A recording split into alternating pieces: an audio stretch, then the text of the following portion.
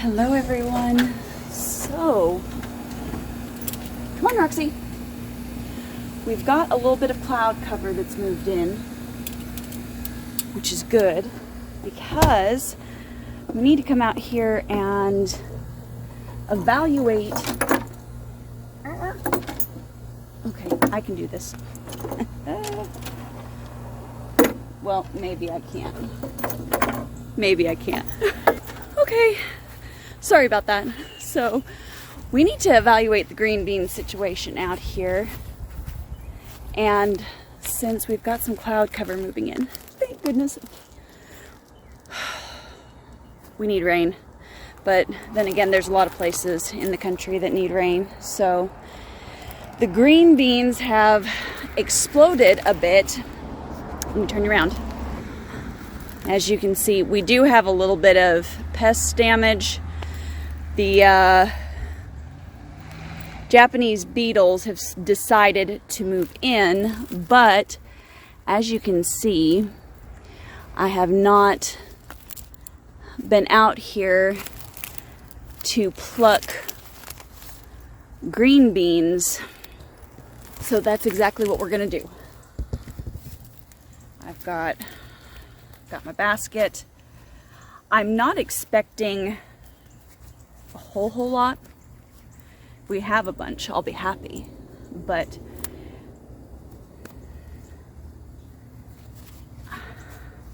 I'm gonna go on ahead and start getting these all plucked off and pulled off. And then what we'll do is we will be going, oh, there's, yeah, definitely Japanese beetles on these guys. Okay, so I'll need to treat that, but I'm gonna go on ahead and pluck everything off that is of appropriate size, and then what we'll do is I'll take them inside and I'll show you guys how I'm going to preserve them. Okay, so I'm gonna put you on hyperlapse for this portion, and I'll see you inside here in a few minutes, okay?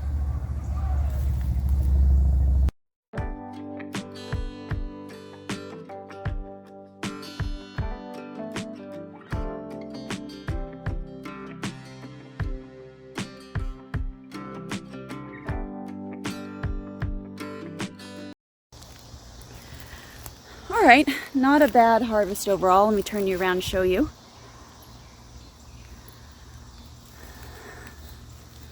So for a first yield, and this primarily came off of only 3 of the bushes.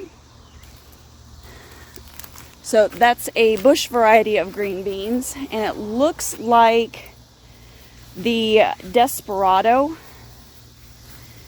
is being the better performer compared to the Provider.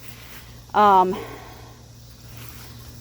we also have the arch trellis is full of the blue Lake Polebean, so that hasn't come in yet.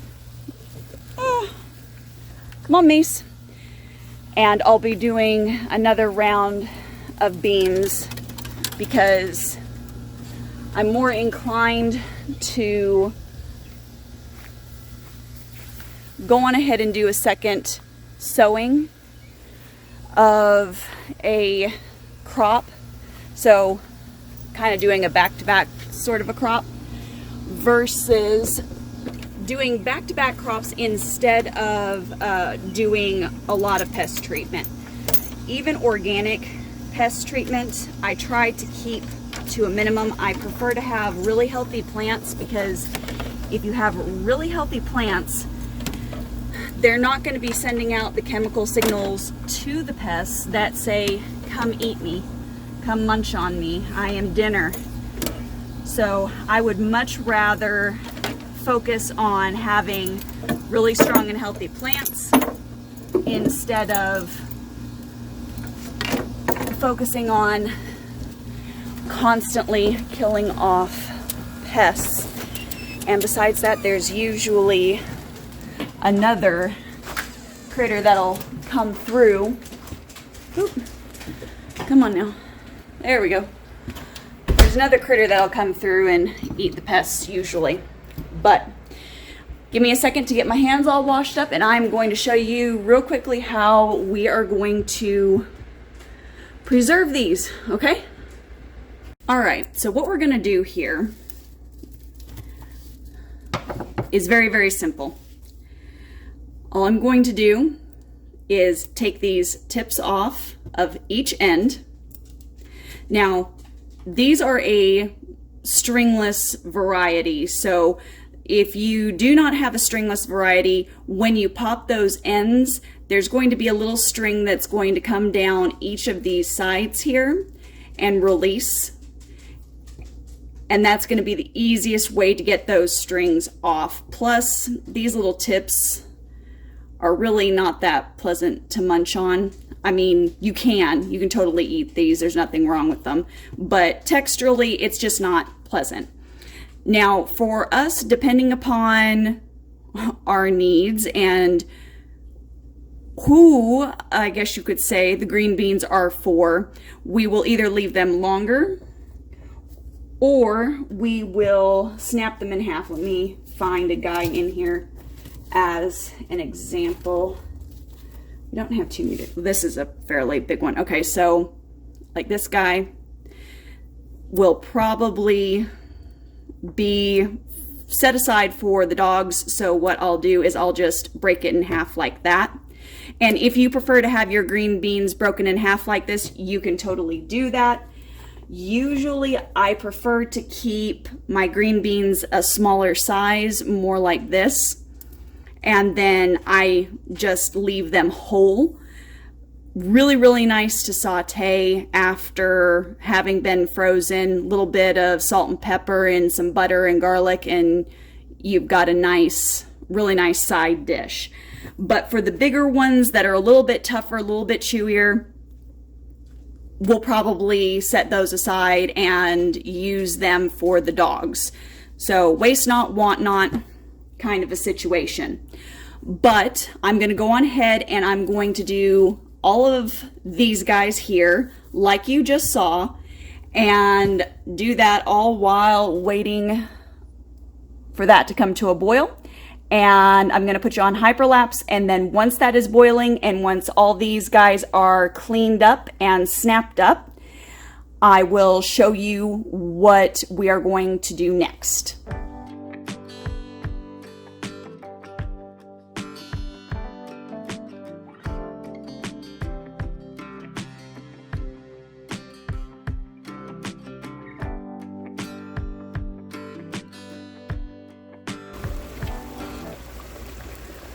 Alright guys, so we have officially taken care of the green beans. We've gotten rid of the ones that aren't very nice. They've been chewed on or something's happened, and all the leaves and ends.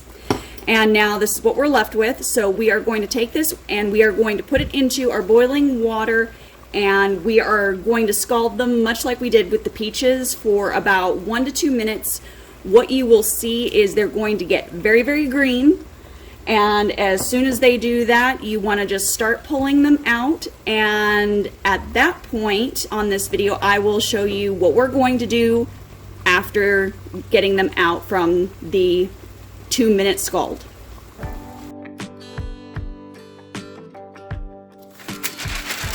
Alright guys, so while I was getting these boiling, all I did was pull out a sheet pan, and then I have some parchment paper here. The parchment paper is just going to make it easier to deal with when I'm pulling these guys out of the freezer, because that's what we're going to be doing.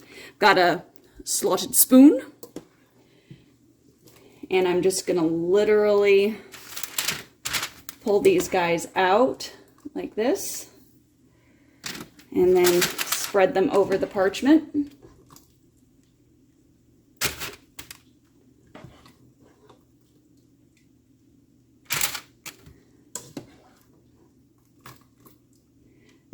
This does not have to be absolutely perfect by any means.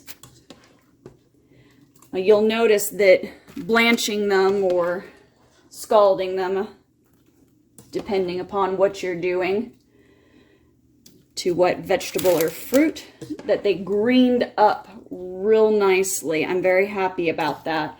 And this will actually help them to retain their color in the freezer too after you've pulled them out and start cooking them. They'll still have a nice bright green tone to them. These guys are being... This will also help them stay crisper. Because the one thing that I really don't care for, I do not care for green beans that are mushy. That could just be me. I'm not, so obviously I'm not a huge fan of canned green beans. There's very few things that I don't like canned. Mushrooms and peas and spinach for sure are top ones. I can deal with green beans, but it's not my preferred way to eat them. Which also brings me to the subject of when you are preserving the things that you're growing, you definitely don't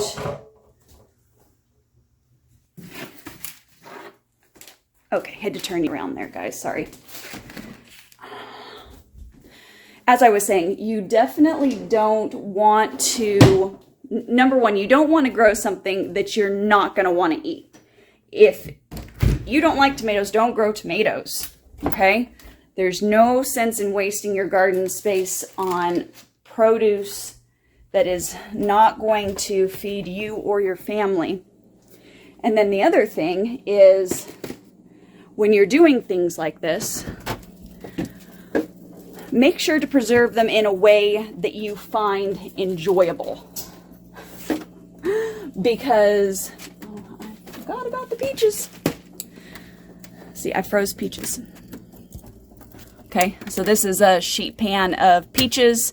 I need to get those off and into a baggie and into the other freezer. Okay, anyway, so you want to make sure and prep things and preserve things in a way that you and your family are going to enjoy and eat. Because if you prep something a certain way and then just because somebody else is prepping it that way and then you don't eat it, you're basically, number one, you're wasting time. Number two, you're wasting produce. So I obviously prefer my green beans to be frozen, and that's exactly what we're doing. So I'm going to leave those in there about 24 hours, and at that point they'll be frozen over just like these peaches are. And what I will do is I will put them in a Ziploc baggie, mark them with the date, and call it good. It is literally that simple. So in roughly grand total of maybe 10 minutes of prep, and I've got probably 2-quart bags of green beans out there. Okay? So very, very simple, very, very easy. If you guys have any questions or comments, go on ahead and leave them down below. I'm going to go on ahead and sign off this video. So guys, as always, keep it simple, natural, and essential. I'll see you on the next video. Bye.